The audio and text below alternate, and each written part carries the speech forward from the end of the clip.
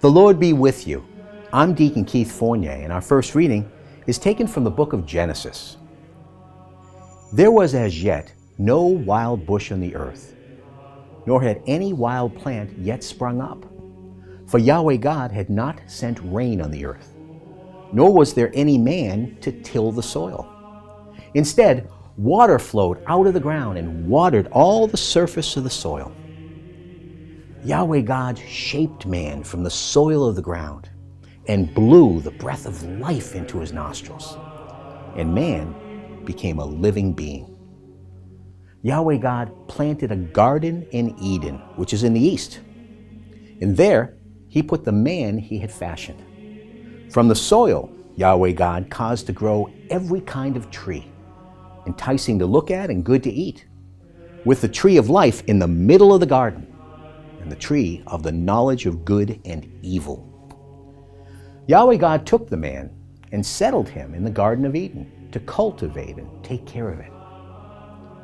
Then Yahweh God gave the man this command: "You are free to eat of all the trees in the garden, but of the tree of the knowledge of good and evil you are not to eat.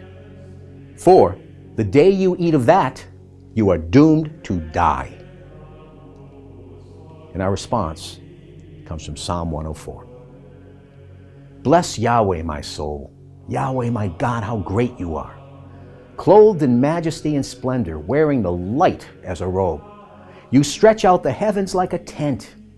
They all depend upon you to feed them when they need it. And you provide the food they gather. Your open hand gives them their fill. Turn away your face and they panic. Take back their breath and they die and revert to dust.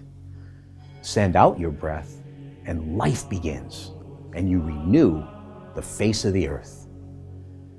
A reading from the Holy Gospel according to St. Mark. Jesus called the people to himself again and said, "Listen to me, all of you, and understand.